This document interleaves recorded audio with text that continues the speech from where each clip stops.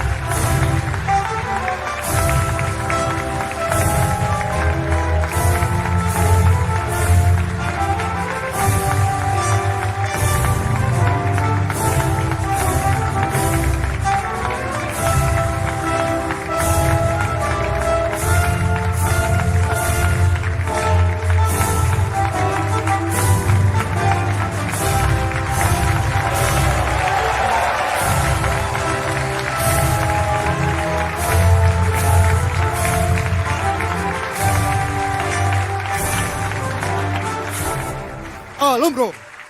¡Arr! Descansen. ¡Arr! Escuela Militar, descanso. En estos momentos, cedo la palabra al maestro de ceremonia. Diputadas y diputados de la Honorable Asamblea Legislativa, señoras y señores, invitados especiales, nos ponemos en pie para presenciar el ingreso del Pabellón Nacional. Escuela Militar, atención. ¡Fir! Al hombro. ¡Fir! Vista derecha. Atención, presente. ¡Fir!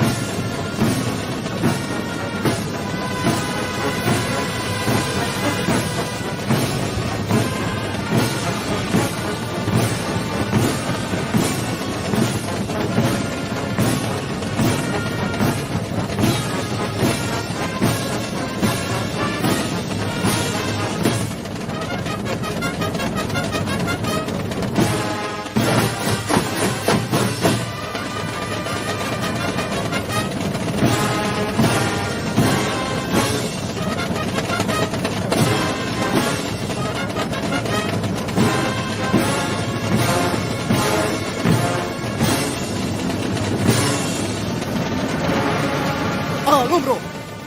¡Arre! Descansen. ¡Arre! Escuela Militar descanso. En estos momentos tengo el honor de ceder la palabra al señor presidente constitucional de la República, Nayib Armando Bukele Ortiz, para que dirija su mensaje a la nación.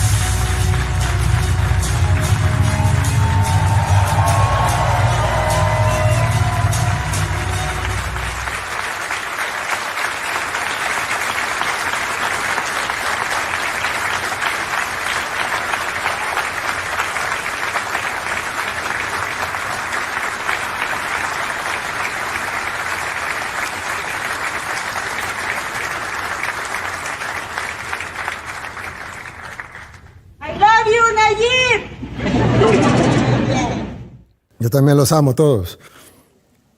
Buenas noches a todos. Señor presidente de la Asamblea Legislativa, Ernesto Castro, señoras y señores diputados, señor presidente de la Corte Suprema de Justicia y magistrados de las diferentes salas, señor vicepresidente de la República, Félix Ulloa Hijo,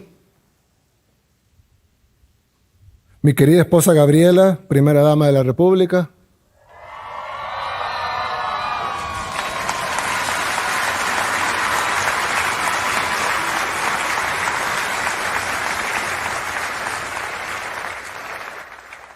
señores diputados al Parlamento Centroamericano, señor presidente de la Corte de Cuentas de la República, señora presidenta del Tribunal Supremo Electoral, señores miembros del Ministerio Público, señor fiscal general, procurador general y procuradora para la defensa de los derechos humanos, excelentísimos señores embajadores y honorables jefes de misiones diplomáticas acreditadas en nuestro país, señor presidente del Consejo Nacional de la Judicatura, señores miembros del Gabinete de Gobierno, honorables representantes de organismos internacionales, mi querida familia que me acompaña acá, invitados especiales, pueblo salvadoreño.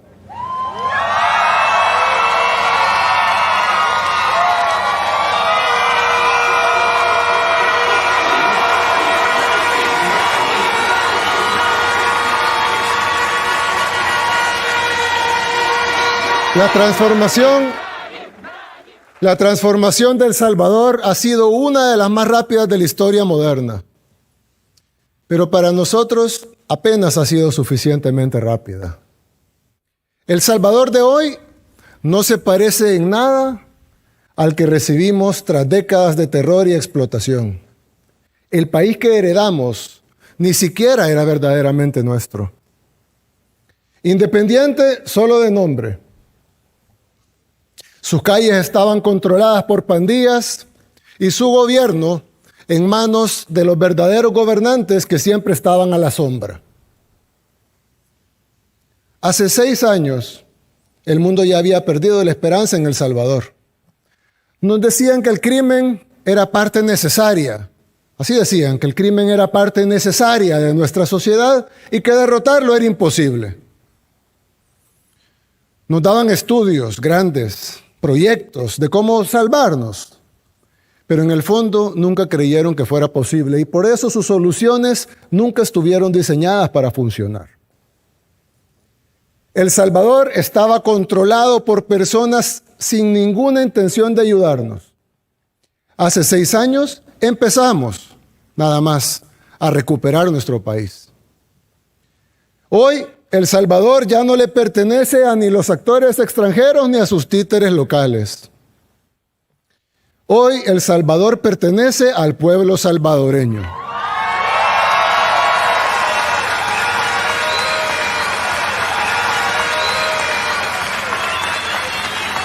Ahora el mundo habla del Salvador y del milagro que por la gracia de Dios hemos logrado. Y nuestro ejemplo ya inspira a muchas naciones del mundo.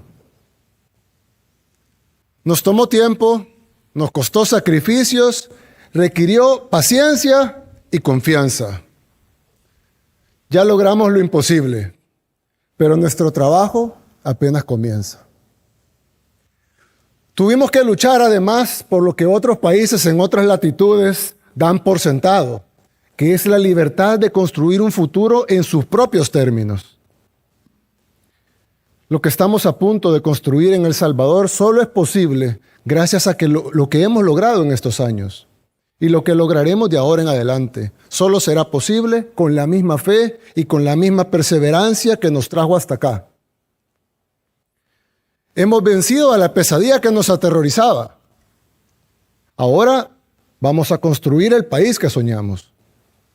Nos tomó tiempo, nos costó sacrificios, requirió paciencia y confianza. Nuestra nación es joven.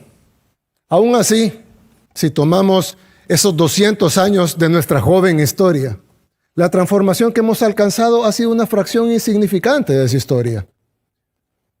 200 años versus 6. Y de esos 6 años, si tomamos en cuenta que tuvimos una asamblea totalmente en contra de todo y que el poder real de nuestro país y las cortes y los jueces y los magistrados nos bloqueaban de la manera más perversa posible, realmente han sido 4 años. 4 años con el poder de cambiar las cosas. Uno de esos cambiando la estructura de nuestro país y los otros 3 venciendo a las pandillas y al crimen. Venimos de un país sistemáticamente saqueado, destruido a conciencia y con una única política pública real, el miedo. Miedo de salir de la casa, miedo de tomar el bus, miedo constante por nuestros seres queridos, pero también miedo al sistema de salud, miedo al sistema educativo, miedo al sistema económico exclusivo y voraz, miedo al sistema político y miedo en lo social. Los gobiernos eran meros administradores de ese miedo.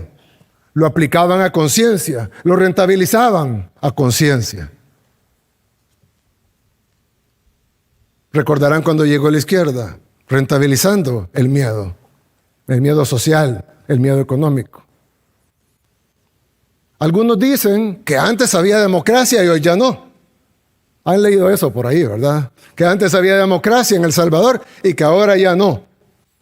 Pero lo cierto es que antes solo se podía elegir entre la opción mala o la peor. La democracia, que algunos dicen que extrañan tanto, era la democracia del miedo. Los ricos tenían menos miedo que los pobres, pero nadie se escapaba. Todos tenían miedo. Y si alguien no lo vivió en nuestro país, puede venir acá y preguntarle a quien quiera. El que diga lo contrario, el que diga que no es así, es porque ese modelo era su fuente de ingresos y su estilo de vida. En otras palabras, los que vivían del crimen. Nadie más puede anhelar esos tiempos. Nadie más. Es imposible que un ser humano que sepa lo que pasó acá anhele eso. Los únicos son los que no conocen, los que no viven acá y no saben qué es lo que sucedió acá, o los que vivían de eso. Su institucionalidad, porque oyen eso bastante, ¿no? La institucionalidad era dejar que violaran a nuestras mujeres, que masacraran a nuestros hijos, que extorsionaran a nuestros emprendedores. Esa era la institucionalidad. Su transparencia era dejar que mataran a decenas de miles de salvadoreños y otras decenas de miles de víctimas que disfrazaban como desaparecidos. Algunos dicen que las pandillas dejaron 120,000 muertos en El Salvador. Pero si revisamos las cifras de desaparecidos en aquellos entonces versus las cifras de desaparecidos ahora, nos daremos cuenta que la diferencia es tan abismal que realmente un 90% de esos desaparecidos eran homicidios disfrazados. Y que la cifra real de homicidios es de arriba de 200,000 salvadoreños asesinados por las pandillas. 200,000 salvadoreños que deberían estar acá con nosotros, pero que sus vidas fueron truncadas por la falsa paz que nos vendieron. Porque todo se va uniendo. La transparencia, la institucionalidad, la paz, la democracia. La democracia era tener hospitales de lámina podrida, sin mantenimiento, pero preservaban la memoria histórica. O diseñar escuelas con paredes de lámina, piso de tierra y techo de ramas, y llamarle a eso inversión en educación. Justo hace unos días estaba viendo el índice de democracia de The Economist. No sé si vieron cómo The Economist, un medio internacional, ha pasado todo el día, cada 3 horas, publicando artículos sobre El Salvador, bien preocupados por El Salvador. Pues ellos publicaron el índice de democracia del mundo, ¿verdad? Y pusieron todos los países del mundo con calificaciones del 0 al 10. 10 es el país más democrático y 0 el menos democrático. A mí me pareció curioso que fueran monarquías hereditarias las más democráticas, según ese índice de The Economist. Yo no tengo ningún problema con las monarquías, ninguno. Al contrario, respetamos la decisión soberana de cada pueblo que decide tener una monarquía. Aquí en el cuerpo diplomático tenemos esta noche representantes de países, amigos que tienen monarquías. Nosotros somos respetuosos de la autodeterminación de los pueblos. Es más, hace un año tuvimos de invitado de honor al rey de España, quien es un caballero en todo el sentido de la palabra. Para los que lo conocen no me dejarán mentir. En nuestra toma de posesión no tenemos ni un solo problema con ellos, al contrario, los respetamos y reconocemos su derecho a la autodeterminación de tener una monarquía. Pero me pareció curioso que países como el nuestro aparecen con nota baja cuando nosotros elegimos a nuestro jefe de Estado en elecciones libres. El Parlamento se elige en elecciones libres. Y aún así, nuestra calificación es baja. Y los países que eligen a sus jefes de Estado por herencia tienen más puntaje que los países que elegimos a nuestros jefes de Estado por elecciones libres.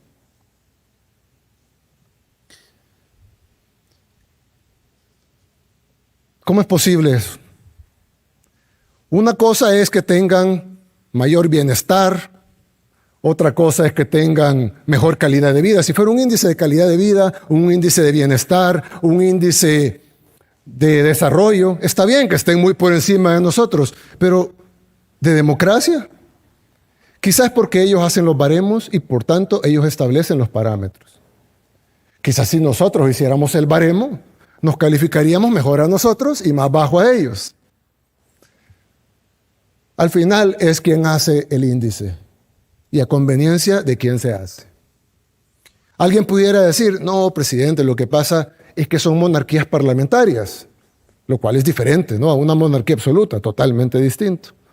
Y por eso tienen puntajes más altos.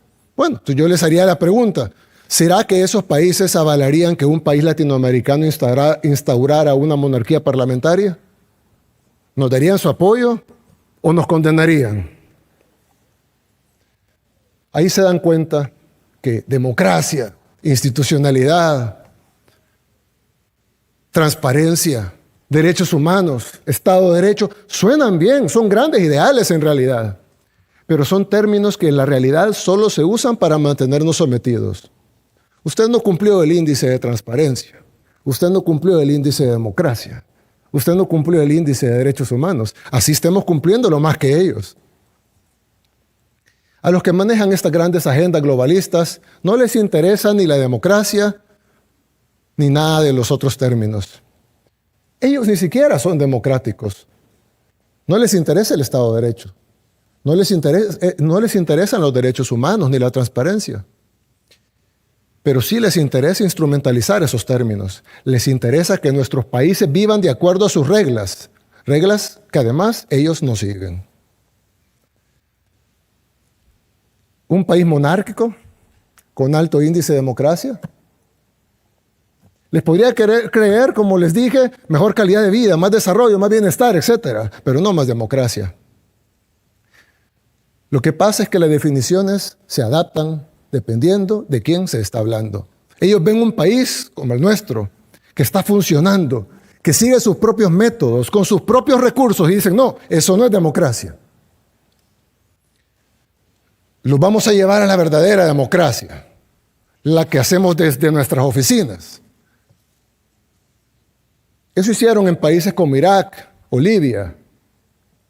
Busquen cómo terminaron esos países y ahí se darán cuenta de lo que significa la democracia cuando se refieren a los países que deben estar sometidos.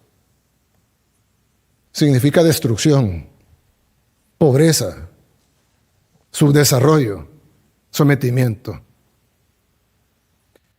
Nosotros debemos acabar con todos estos sinsentidos. Les voy a poner un ejemplo de un caso reciente que pasó aquí en El Salvador.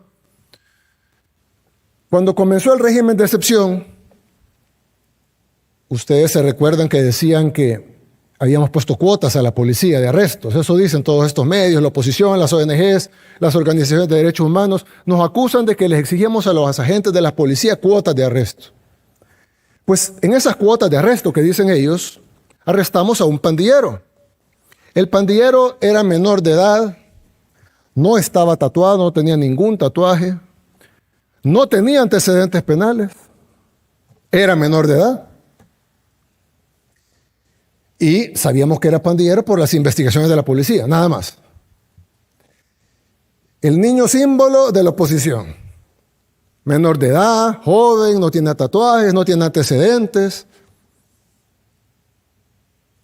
Pues bueno, nuestro sistema judicial, aún en reforma, decidió darle 2 años de detención en una correccional de menores.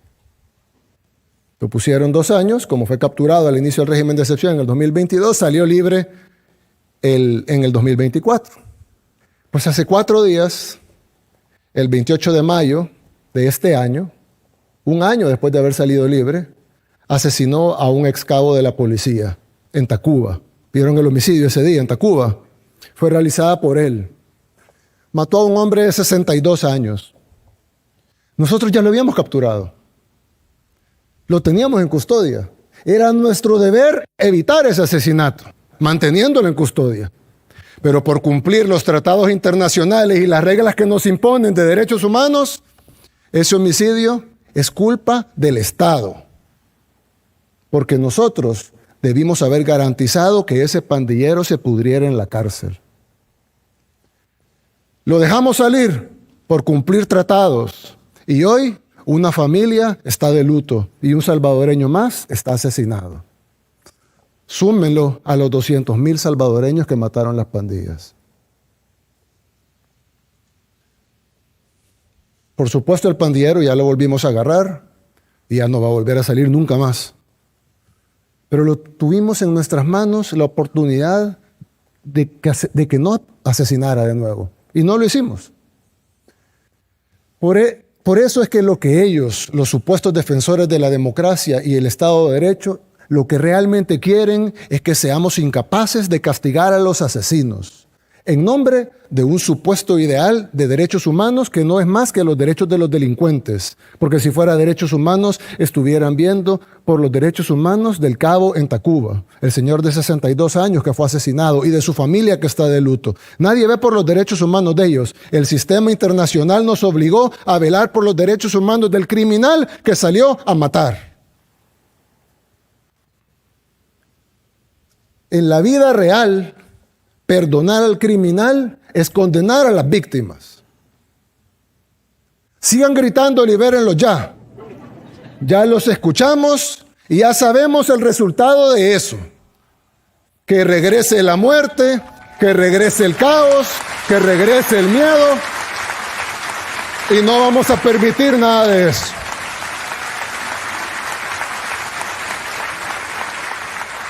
Así que no lo vamos a liberar ya ni nunca.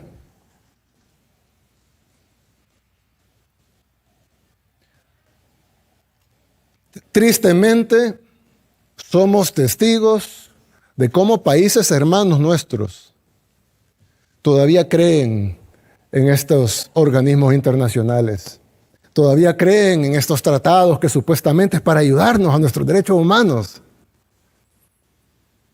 Y algunos políticos de la región, lamentablemente, y cuando digo región me refiero a Latinoamérica, no a Centroamérica, me refiero a toda Latinoamérica, se prestan a este juego. He visto cómo medios internacionales citan presidentes de otros países, o los entrevistan, o ponen videos de presidentes de otros países hablando de democracia. ¿Por qué mejor no van y le preguntan a su gente si ese presidente ha hecho algo por ellos? ¿Cómo pueden llamar líder democrático a alguien que no lo quiere su propio pueblo? ¿De qué sirve una democracia, entre comillas, cuando es más bien un Estado fallido que no puede cumplir ni siquiera con su labor principal, que es la labor principal de cada Estado? Darle seguridad a sus ciudadanos. Hay muchas labores, pero la principal es darle seguridad a sus ciudadanos. No pueden cumplir ni eso. Y eso le llaman Estado de Derecho. Democracia significa el poder del pueblo. Si de verdad les importara tanto nuestro pueblo, ¿por qué intentan socavarlo en cada oportunidad? Algunos países que pasaron años criticando a El Salvador, hoy arrestan a sus propios ciudadanos por publicaciones en redes sociales. Han visto esto, ¿no? Países democráticos, países campeones de los derechos humanos, arrestan a sus ciudadanos por publicaciones en redes sociales.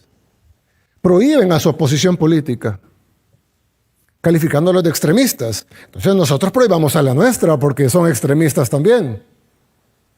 Pero no, nosotros le permitimos a nuestra oposición hacer campaña, conseguir votos, así sean de sangre, y que se cuenten. Ellos no. Prohíben a sus oposiciones. Anulan elecciones incluso. Y luego vienen y nos quieren dar a nosotros lecciones de democracia. Cuando ven los resultados de nuestras elecciones libres, cuando ven las encuestas, cuando ven nuestros niveles de aprobación, dicen, es que los salvadoreños están manipulados. A los que nos están escuchando en otros países, que yo sé que son un número considerable, imagínense si alguien de otro país, que ni siquiera conoce su país, les dijera que su opinión en su propio país no vale, porque usted está manipulado. Y que ellos, que no viven en su país, son los que saben qué es lo mejor para ustedes. No lo aceptarían, ¿verdad? Nosotros tampoco. Algunos críticos internacionales, ya han escuchado esto también, me imagino, dicen que le quitamos a los salvadoreños la democracia para darles la seguridad. Por lo menos aceptan que hemos dado seguridad. Pero dicen que lo hemos hecho a costo de la democracia. Algunos incluso dicen, yo en mi país no tengo seguridad, pero al menos tengo democracia.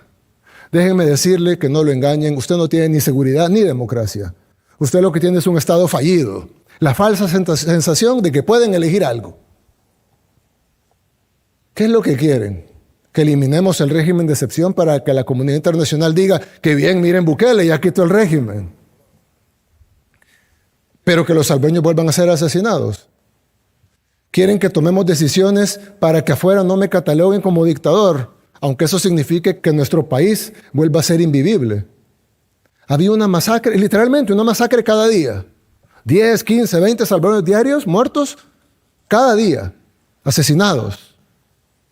Y otro tanto similar de desaparecidos cuyo 90% eran asesinatos escondidos.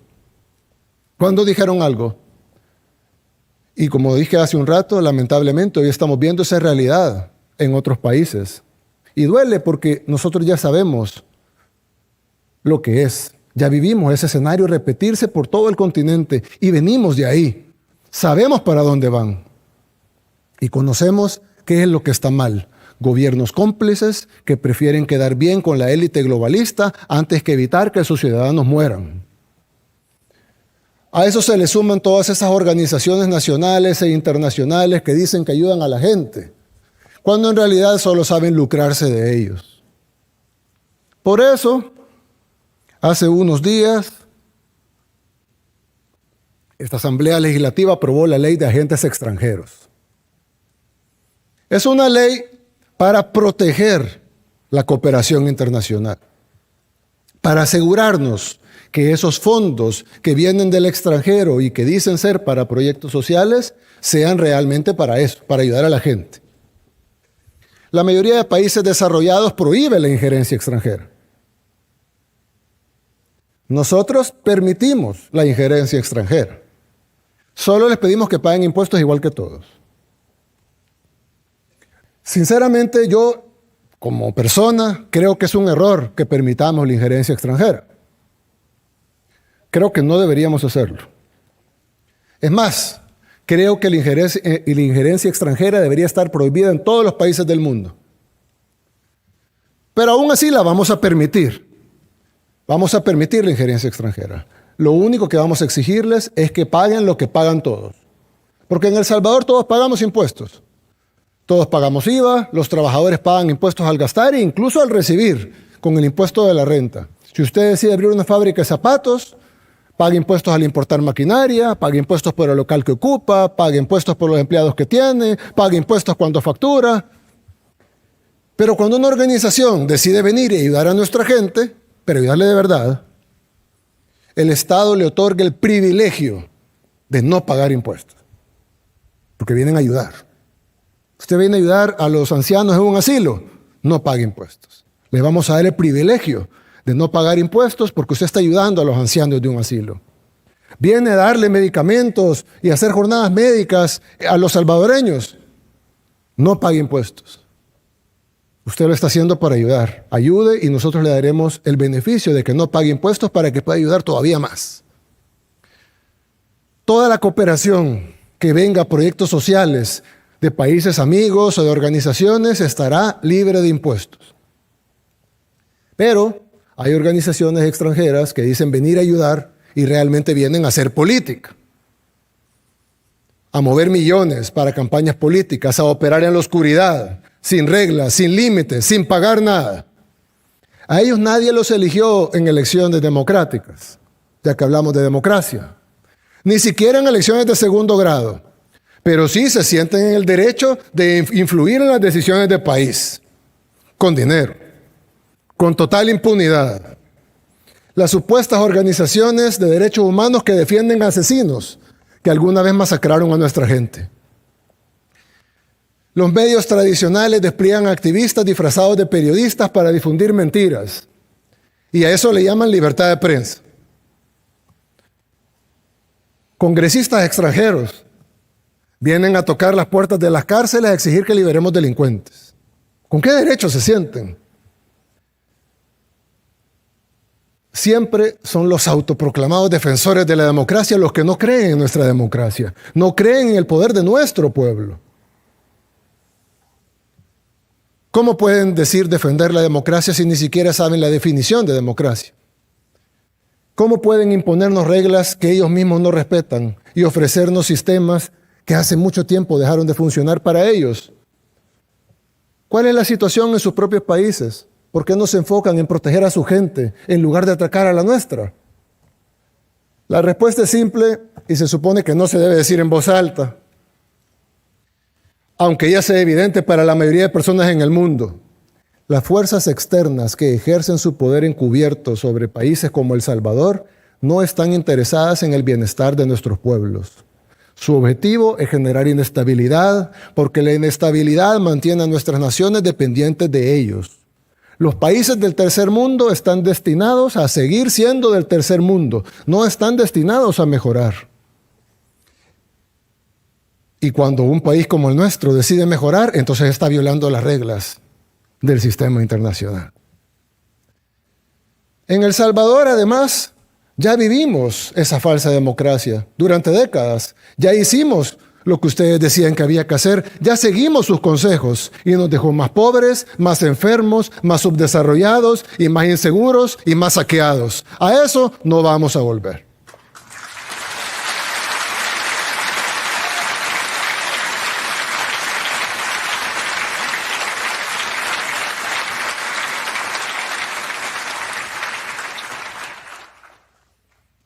El Salvador ha dado un ejemplo a otros países como el nuestro, que ninguna nación, por grave que sea su situación, nosotros no éramos un país peligroso, nosotros éramos el país más peligroso del mundo. No hay ninguna situación, por grave que sea, que obligue a una nación a resignarse al sufrimiento eterno. Ese ejemplo debería ser motivo de celebración, pero no. A esos que quieren mantener a nuestras naciones pequeñas dominadas les aterra un efecto dominó global. Y lo dicen en sus medios.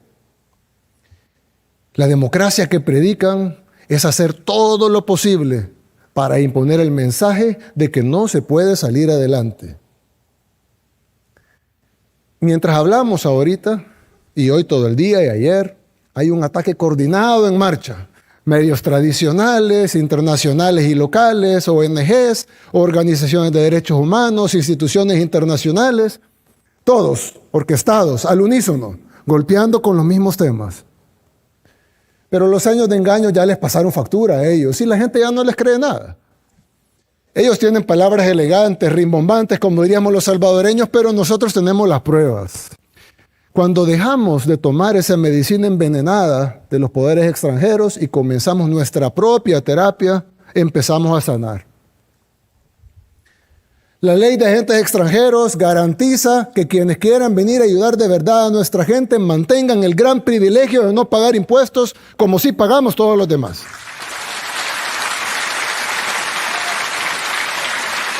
Pero también garantiza que quienes vengan a velar por intereses políticos al menos paguen sus obligaciones tributarias como todos los demás. Y ojo, no insisto, no estamos prohibiéndoles que lo hagan, no estamos prohibiéndoles que se metan en política, no estamos prohibiéndoles que traigan sus agendas, no estamos prohibiéndoles que tengan injerencia en nuestro país, simplemente estamos pidiendo que se anoten y que paguen impuestos como cualquier empresa de cualquier cosa.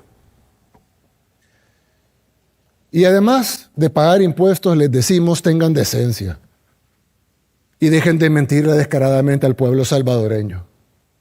Solo miren algunas de las mentiras que están diciendo con el apoyo y patrocinio de organizaciones extranjeras y amplificadas por supuestos periodistas y medios independientes. Y luego Open Society. Pese a los resultados extraordinarios, han mentido todo lo que han querido sobre nuestras medidas de seguridad. Nos han llamado de todo. A mí en lo personal me han dicho dictador en todos los medios que han querido y podido. Desde los panfletos salvadoreños hasta los panfletos internacionales, los más prestigiosos. ¿Saben qué? Me tienen sin cuidado que me llamen dictador.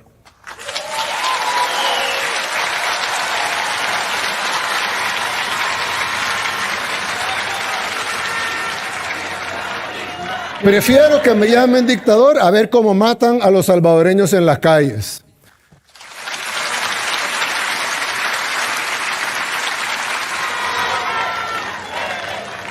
Prefiero estos momentos cuando agarro el celular y veo dictador, dictador, dictador, dictador en las noticias y no ver asesinato, asesinato, asesinato, asesinato, asesinato.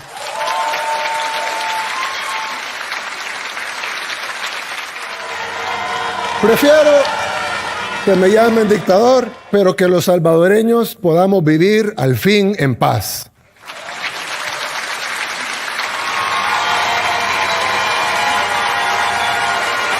Que se queden ellos discutiendo su semántica y nosotros vamos a seguir enfocados en buscar resultados.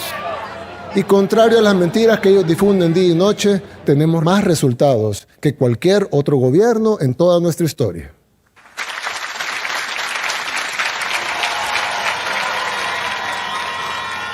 Hace exactamente un año yo dije que este quinquenio iba a ser para trabajar en la economía.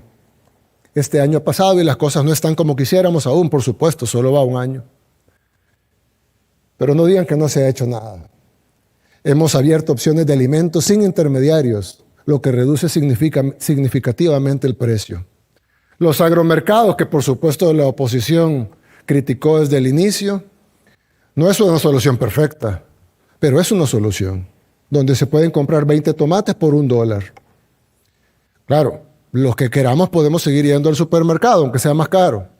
También podemos importar lo que comemos, podemos comer en restaurantes. Nada de eso está prohibido, al contrario, lo promovemos, porque es bueno para nuestra economía. Es bueno porque estos lugares generan empleos, pagan impuestos. Si tienen el dinero y el presupuesto para hacerlo, háganlo. Pero a nosotros como gobierno también nos corresponde dar una opción accesible para las mayorías y eso estamos haciendo. Tampoco hemos aumentado impuestos, a excepción de los agentes extranjeros. Y aún así, logramos tener este año, el 2025, como el primer presupuesto completamente financiado que no incluye un solo centavo de deuda para gasto corriente. Es decir,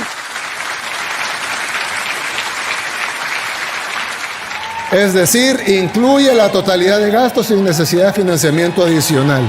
Y así como estamos haciendo eficientes los recursos, estamos trabajando también de la mano con organismos internacionales, con países, con bancos extranjeros, con los que hemos establecido una relación de respeto mutuo. Porque nosotros no queremos ser un país aislado. Nosotros queremos trabajar con nuestros amigos en el exterior. Yo se lo dije hace años, que estamos listos, las puertas están abiertas de par en par. Queremos ser amigos, queremos ser socios, queremos ser aliados. Lo que no queremos ser es sus lacayos. Por ejemplo, el Banco Mundial, el Banco Interamericano de Desarrollo nos ha apoyado en muchísimos proyectos. Recientemente, incluso con la construcción de escuelas, que estamos haciendo 2 diarias. El CAF está tan comprometido con apoyarnos que ya se están inaugurando sus instalaciones aquí en El Salvador. Tenemos relaciones comerciales con la mayoría de países del mundo. Es más, primero, no sé si escuchaban a la oposición decir que nos habíamos vendido a China. Se vendieron a los chinos. Porque habían unas tiendas de venta de productos chinos en el centro. Se vendieron a los chinos. Y luego, cuando fuimos a la Casa Blanca a reunirnos con el presidente Trump, se vendieron a los gringos. ¿Cómo es eso? Nos vendimos a China y a Estados Unidos al mismo tiempo. Y ninguno de los dos protestó. Una de dos, o somos los mejores diplomáticos del mundo, o es mentira, no nos hemos vendido a nadie. Y más recientemente, como una prueba de que tenemos dignidad, pero no estamos cerrados a la cooperación internacional y estamos abiertos con las puertas de par en par para cualquiera que nos quiera acompañar en este camino, firmamos un acuerdo sin precedentes con quien no ha sido nuestro amigo necesariamente, pero firmamos un acuerdo que es de mutuo beneficio con el Fondo Monetario Internacional. Y ellos mismos evaluaron hace poco, hace una semana creo, o 2, y dijeron que superamos con creces todo lo que esperaban de nosotros.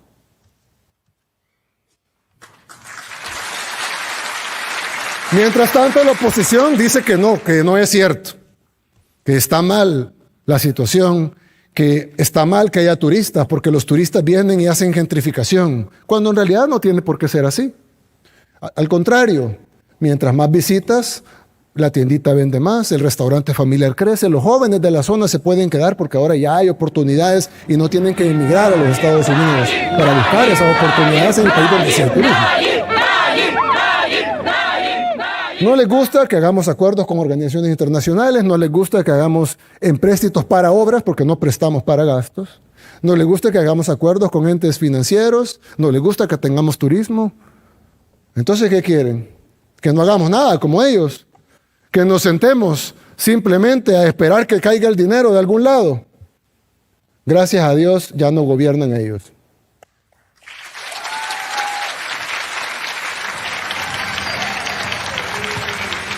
Lo mismo ocurrió con la educación. Mintieron todo lo que quisieron. Dijeron que no invertiríamos en eso porque lo que queríamos es que el pueblo fuera dócil y manejable. Pero la realidad es que en el quinquenio del profesor se invirtieron promedio solo 948 millones de dólares en educación. Y en nuestro quinquenio se invirtieron 1.411 millones de dólares por año. Nadie en toda la historia de El Salvador ha invertido en educación como ha invertido este gobierno. En computadoras, en tablets para primera infancia, que mi esposa Gabriela ha coordinado hasta el software que llevan, en infraestructura, en decenas de miles de becas. Con mi amigo Alejandro Goodman tenemos un programa de decenas de miles de becas, estudios superiores para jóvenes, etcétera. Claro, si queremos comparar nuestro sistema educativo con el de Suiza, salimos perdiendo. Claro. Pero si comparamos con El Salvador, con El Salvador de antes, estamos mucho mejor y seguimos mejorando cada día.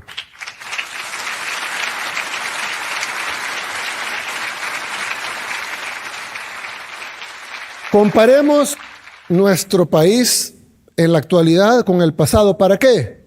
Para saber de dónde venimos, a dónde estamos y para dónde vamos.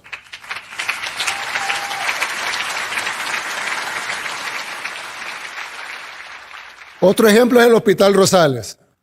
Dijeron que nunca lo íbamos a hacer, que era un render, que era mentira.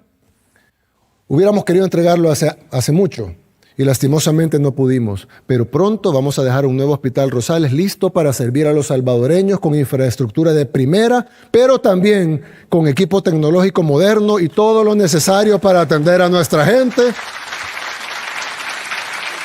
con la calidad de cualquier hospital privado o mejor.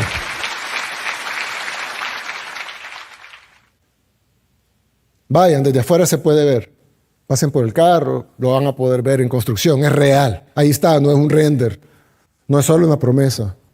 ¿Qué van a decir ahora? No lo sé, seguramente otra mentira. O van a inventar otro tema. Gracias al apoyo del despacho de la primera dama, hemos avanzado en la creación de centros de atención a la primera infancia, los CAPIs. Para los que lo han visto, son lugares hermosos de atención a la primera infancia y primero Dios, pronto, con el tiempo, paso a paso, van a ir apareciendo en cada lugar del país.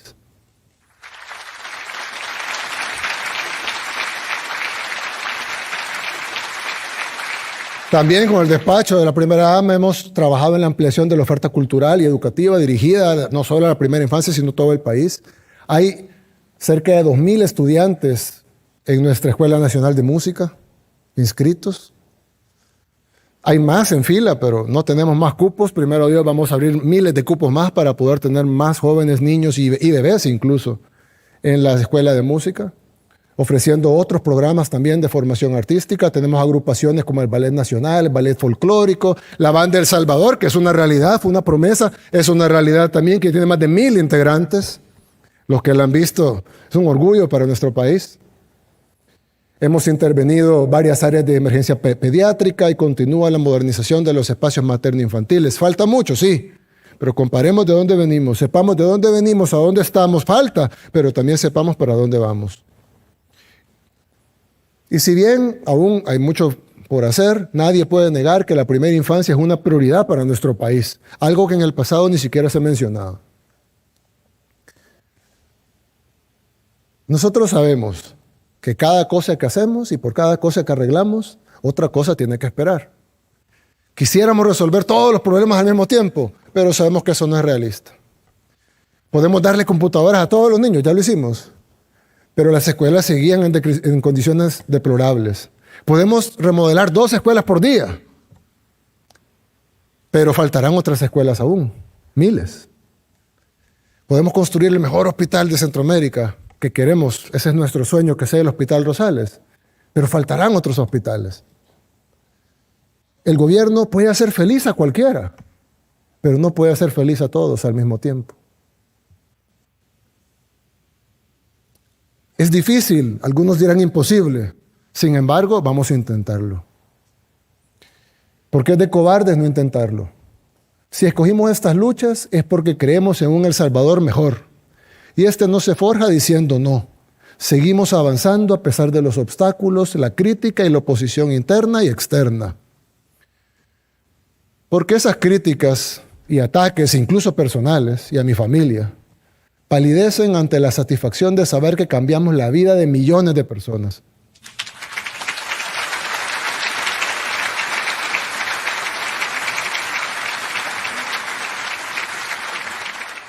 Hoy estamos viviendo una transformación profunda, pero también enfrentamos un momento delicado.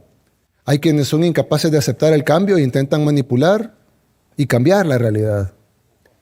La oposición ha convertido la manipulación en su principal estrategia y el periodismo es una de sus principales armas. Digo entre comillas, porque el periodismo es falso, obviamente. Que tenían reglas éticas, un método. Yo creía en eso. Yo creía que el periodista buscaba la objetividad. Por más difícil que fuera buscarla, buscaba la objetividad. Con el tiempo entendí que en la mayoría de casos eso realmente no existe. Lo que hay son agendas. Y periodistas que responden a ellas, algunos con más descaro que otros.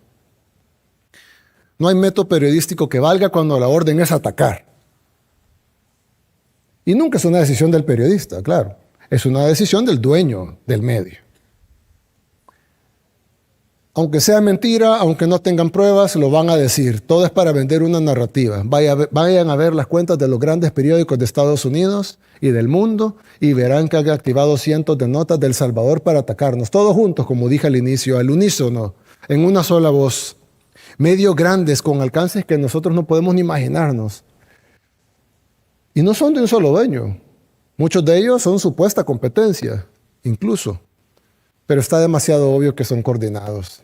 Por supuesto, ellos no nos combaten a nosotros porque nos consideran un enemigo importante. Nosotros somos un pequeño país, pobre, no tenemos una gran potencia económica ni militar. ¿Por qué nos atacan tanto entonces? No le tienen miedo a un país como El Salvador. Le tienen miedo al efecto dominó, de que cada vez más países del mundo decidan salirse de su control, de sus planes. Los periodistas solo son una de las herramientas que ellos tienen, no es la única. Pero su trabajo es hacer ver a los buenos como los malos y a los malos como los buenos. Eso es lo que venden, ese es su negocio.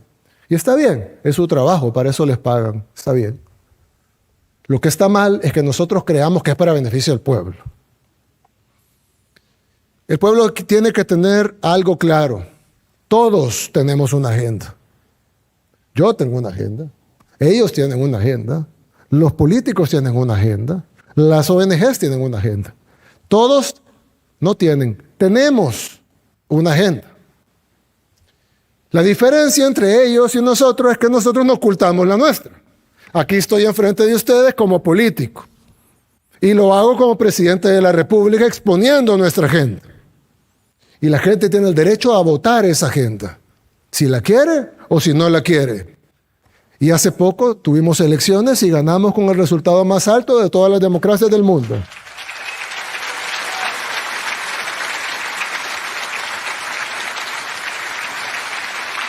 Sin embargo, muchos de ellos sí esconden su agenda. De hecho, dicen que son independientes, aunque digo Penn Society abajo. Se esconden detrás de supuestas causas, tratando de proyectar y rentabilizar las necesidades del pueblo. Y reciben millones cada año para vender miseria y propagar violencia. Así como algunas ONGs se venden como defensoras de derechos humanos y en realidad se dedican al activismo político y lo hemos visto recientemente. Todas son herramientas para las agendas. Y ni los periodistas ni las ONGs, herramientas de agendas, están prohibidas en nuestro país. Son libres de publicar sus panfletos, son libres de decir sus mentiras. En otros países lo prohíben. Muchos países desarrollados prohíben lo que llaman desinformación. En Europa muchos países tienen prohibido en su ley la desinformación. Nosotros no. Nosotros, tal vez equivocadamente, permitimos la desinformación. Ellos son libres de hacer y publicar, pero por lo menos que lo llamen por su nombre. Si deciden hacer activismo político y negocio, que lo llamen así. Ellos no son periodistas, son activistas políticos que están haciendo negocio. Ellos no son ONGs, son activistas políticos que están haciendo negocio. Dicen que pactamos con pandillas. ¿Qué pacto es ese? ¿En serio van a pactar que atrapemos a los 70,000 pandilleros de este país? ¿Alguien puede creer que eso es real? ¿Alguien cree en eso? El mismo día que salió el reportaje les abrimos las puertas de las cárceles porque dijeron que los pandilleros los habíamos separado, que ya no estaban revueltos. Eso fue hace un par de años. Y ellos mismos dijeron, si el régimen quiere demostrar que hemos mentido, que abran las cárceles. Abrimos las cárceles a medios internacionales y todos pudieron constatar que los pandilleros estaban revueltos. Y no estaban separadas como habían dicho ellos. Estaban mezclados en ese tiempo con 2 tiempos de comida nada más y sin ni siquiera luz del sol por una ventana. ¿Creen que les importó? No, siguieron mintiendo y repitiendo la misma mentira. Es más, aquí, que saben que son populares las medidas contra los pandilleros, venden la idea de que tenemos un pacto y que les damos beneficios. Pero afuera, que saben que las medidas duras no son populares porque es como, qué duros son con la gente, dicen que los tratamos mal, que no los deberíamos de tratar así, que no les damos suficiente proteína. Las dos cosas no pueden ser reales. Dicen que encarcelamos defensores de derechos humanos, disidentes, opositores al régimen. Y yo me pongo a pensar, ¿cómo podemos combatir la corrupción si toda la oposición tiene impunidad garantizada? No se pueden tocar. Cualquier opositor corrupto que se lleva a la cárcel es un perseguido político. Todos estuvieron 15, 20 años lucrándose del Estado, pero ahora se pusieron el carnet de perseguido político. Trabajar en una ONG ahora es sinónimo de impunidad. Ser periodista del club, porque hay periodistas que no los incluyen en el club, tiene que ser de APES. Ser periodista del club les permite infringir la ley sin consecuencias. O sea, que una persona, si asesina a sangre fría a la otra, solo tiene que ir a pedir trabajo a alguna de estas ONGs o medios del club y ya la ley no los puede tocar, porque son defensores de derechos humanos, porque son disidencia, oposición al régimen. Ellos creen no solo tener el monopolio de la verdad, sino que si le paso algo a un periodista que no le pertenece al club, a ese no lo van a defender. Al contrario, se van a burlar de él. ¿Vieron? A pesar de que hablaba bien del régimen, te procesaron.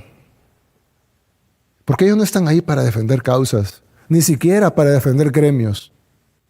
Ellos están ahí para conseguir impunidad de la corrupción y del crimen para sus miembros. Ellos quieren imponer su narrativa, lo cual hacen todos los partidos políticos del mundo. Y si no me creen, piensen cuándo fue la última vez que estos medios, que supuestamente buscan la verdad, hicieron una nota criticando a la oposición. ¿Será que la oposición nunca hace o ha hecho nada malo? No lo hacen porque no está en su agenda. Todo lo que diga la oposición, incluso un criminal, sientan a un criminal y lo que diga, ni siquiera es cuestionado. Cualquier cosa que un criminal, asesino en serie diga es santa palabra. Y nada lo cuestiona. Nadie corrobora si lo que dice es verdad o mentira. Mientras se apegue a la agenda. Mientras se apegue a la narrativa. Mientras digan lo que ellos quieren que digan. Ganan premios, incluso supuestamente prestigiosos, a costa del dolor de la gente. Pero si su negocio es la muerte, al menos digan la verdad. Digan la verdad del dolor de las mayorías. Si solo se aprovechan del dolor de la gente, eso se llama ser carroñero. Y tienen todo el derecho a ser carroñeros, pero al menos digan lo que son, carroñeros, sin hipocresías. Como siempre he creído, hay conceptos que se explican mejor con ejemplos concretos. Así que les voy a contar un ejemplo que puedo contar ahora sin afectar nuestra estrategia porque ya pasó algún tiempo. Cuando lanzamos el Plan Control Territorial en junio del 2019, dijimos que contemplaba una serie de fases, ¿se recuerdan? Y que las íbamos a ir revelando a medida fuéramos activando cada una de esas fases. ¿Qué dijeron estos periodistas? No es transparente, tiene que revelar todas las fases del plan. ¿No les parece ilógico revelarle a los criminales todas las fases del plan contra el crimen? ¿Cómo vamos a hacer público un plan que combate las pandillas en ese tiempo? ¿Se acuerda cuando pedían todos los días que publicáramos el plan? No le hicimos caso y gracias a Dios no se filtró. Porque si hubiese pasado, se imaginan la sangre que hubiera seguido corriendo. Nunca hubiéramos resuelto nuestro problema. En aras de darle la información por la bendita transparencia, no se hubiera podido vencer a las pandillas. Hubiéramos tenido que revelar todas las fases del plan. Y por supuesto entonces no hubiera funcionado. No sé si recuerdan incluso cuando inició el régimen de excepción, otro ejemplo, y empezamos a anunciar operativos. Y a veces anunciábamos los operativos después que habían sido realizados, como debe ser. Pero algunas veces anunciábamos los operativos antes de que se realizaran. Y decían en las redes, ¿por qué les están avisando a los criminales? A mí me picaban los dedos para contestarle por qué lo estábamos haciendo. Pero no se podía hacer en ese tiempo. Y le pido perdón al Gabinete de Seguridad, voy a contar una infidencia, pero bueno, ya no creo que sea tan útil. En aquellos momentos, cuando entrábamos en una comunidad, y el pueblo salvadoreño no me dejará mentir porque ellos lo vivían, cuando iniciaba el régimen de excepción, entrábamos a una comunidad y los pandilleros, en la mayoría o en muchísimas comunidades en El Salvador, al fondo hay una quebrada. Así es. Muchos no me dejan mentir. Al fondo hay una quebrada. Son miles de comunidades así. Y cuando entraba la policía y el ejército, los pandilleros huían por la quebrada y se iban a los matorrales. La gente, nosotros hacíamos el operativo, revisábamos casa por casa, salíamos y la gente se quejaba de que cuando se iban las fuerzas de seguridad, los pandilleros regresaban a cobrar la extorsión. Entonces la gente nos decía, quédense todo el tiempo. Pero por supuesto no nos podíamos quedar todo el tiempo en el 100% de comunidades. Entonces lo que hacíamos es que destacábamos después de los matorrales a un contingente del ejército, anunciábamos que íbamos a entrar a una comunidad, los pandilleros corrían a la quebrada y los agarrábamos en el matorral.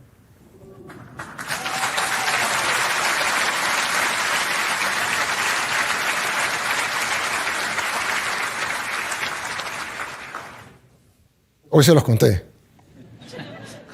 Pero en ese tiempo no se podía, porque hay cosas que se pueden decir en un momento y hay cosas que tienen que esperar.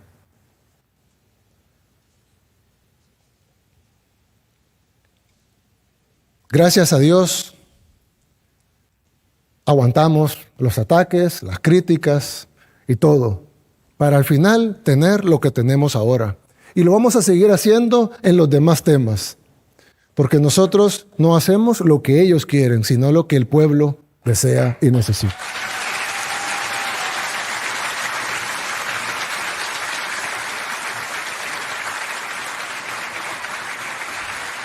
Revelar el plan control territorial antes de tiempo hubiera significado decenas de miles de muertos, hubiera sido sangre en sus manos. ¿Y qué hubieran tenido a cambio? Primero hubieran filtrado, hubieran tenido visitas, likes, dinero, grants internacionales y luego hubieran recibido premios.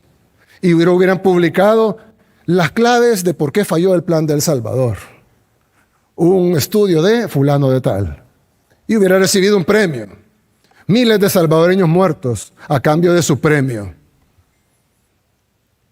Ellos no pagan las consecuencias, las pagaba nuestro pueblo. La sangre de nuestro pueblo era su negocio. Se me eriza la piel de pensar que estuvimos a una filtración de un panfleto de Soros de volver a ser un Estado fallido. Como muchos que lamentable existen en Latinoamérica al día de hoy.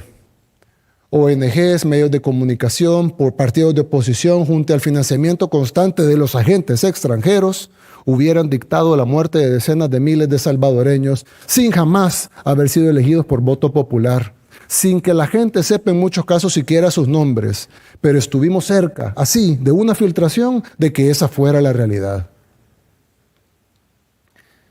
Sé que a muchos les molesta lo que hacemos y más aún les molesta que funcione. Porque construir un nuevo país trae incomodidades. Es como cuando estamos reparando la casa. Mientras los trabajos no es tan cómodo, hay ruido, hay molestias, pero cuando todo termine habrá valido la pena. Por ejemplo, sería más fácil dejar la carretera de Los Chorros así como estaba. Ahí estaba, ¿no? Funcionaba, de vez en cuando se desmoronaban, pero ahí estaba. No, decidimos, en lugar de ir a gastar decenas de millones de dólares en no hacer nada o ponerle parches, decidimos hacer el proyecto vial más grande de Centroamérica, que son 3 etapas. Una de ellas, no es como dice la oposición ahora que le hemos quitado, es un viaducto de 1 kilómetro de largo, que será el puente más grande en la historia de nuestro país. Actualmente el puente más largo que tenemos es el de Camino Sur City, que tiene 300 metros. El próximo puente más largo será el puente de la Echadura, que lo estamos construyendo, que tiene 400 metros. Pero el próximo puente más largo será el de Los Chorros, que tendrá 1 kilómetro. Vamos a ampliar ese viaducto a 8 carriles, el viaducto Francisco Morazán, que será el puente más largo del país, y lo conectaremos con 3 etapas que harán el proyecto vial más grande en la historia de El Salvador, de 400 millones de dólares, para solucionar una arteria que ha sido un problema para los que conocen la historia de ese camino, de hace 500 años. Literalmente cortando una montaña que es 25 veces más grande que 25 veces el tamaño del monumento del Salvador del mundo, más alto. Y son 25 taludes. Es una obra que ningún otro gobierno se atrevió a ejecutar. Y pronto lo vamos a terminar. Bueno, tardar un par de años, pero es pronto si lo vemos en toda la historia de nuestro país. Y será el proyecto de ampliación vial más grande de toda Centroamérica. Son algunos meses de molestias, pero luego van a ser décadas de beneficios para los que transitan a diario por ahí. Y el desarrollo de nuestro país. En fin, lo que tenemos ahora no es perfecto, claro que no. Nunca lo va a ser, somos seres humanos, pero es 1000 veces mejor a lo que siempre tuvimos. Si no dejamos que de los mismos de siempre nos dividan, si no caemos en la trampa de los que solo se quejan, vamos a lograr mucho más. Todo empieza por valorar lo que ya logramos y por soñar en lo que podemos lograr. Porque un pueblo que no valora lo que tiene está a un paso de perderlo. Pero claro, cuando uno se acostumbra a algo bueno, uno quiere algo mejor. Y está bien exigir. Lo que no está bien es que ahora, los que nunca hicieron nada, sean los que más se quejan. Incluso ahora, con las cosas que sí están funcionando, algunas personas piensan que los cambios que hemos logrado y seguimos haciendo son fáciles o que cualquiera los pudo haber hecho. Bueno, los expertos en pandillas dijeron que las maras eran un mal necesario, imposible de quitar, que requeriría varias generaciones de salvadoreños poderlo quitar. Como siempre digo, gracias a Dios no les hicimos caso.